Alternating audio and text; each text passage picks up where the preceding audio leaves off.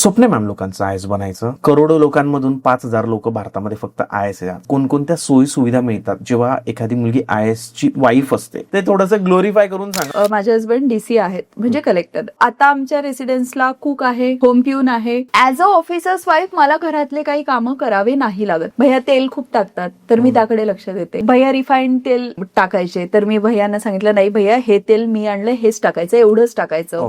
किंवा ते काहीतरी सॉस वगैरे बाहेरचे युज करायचे तर माझं असं आहे की नाही, टोमॅटो सॉस आहे तर मी तुम्हाला सांगते अशी चटणी बनवा घरी जी सॉस सारखी लागेल. सो हेच माझं काम आहे. सो लोकांना असं वाटतं की अरे काय मज्जा आहे ना, काहीच काम नाहीये.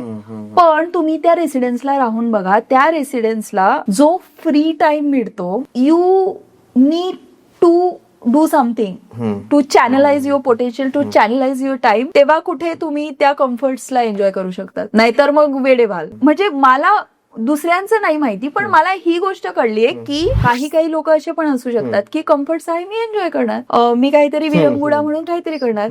But I am kind of person की मला काहीतरी माझा माइंड कुठेतरी प्रोडक्टिव्ह क्रिएटिव्ह कामात बिझी पाहिजे. सो माझी ती नीड आहे. जर मी रिकामी राहू द्या तर आय कांट एक्झिस्ट देअर. आणि आता हे जे मी काही कंटेंट क्रिएशन करते, सो आता तर मी खूपच बिझी असते. म्हणजे मला काम कवडीचं नसतं भाऊ, तरी काम पण कवडीचं नसतं खरंच. काहीच तर तर नसतं मला, स्वयंपाक बी करणार नसतो मला, पाणी बी आहे तर देतो भाऊ तडला, पण मग गोयरीच बिझी असते, रील बनवते ना. आता मी ते एकदम प्रोफेशनली परस्यू करते. पूर्ण व्हिडिओ बघण्यासाठी YouTube वर जाऊन बँटर विथ चेतन सर्च करा.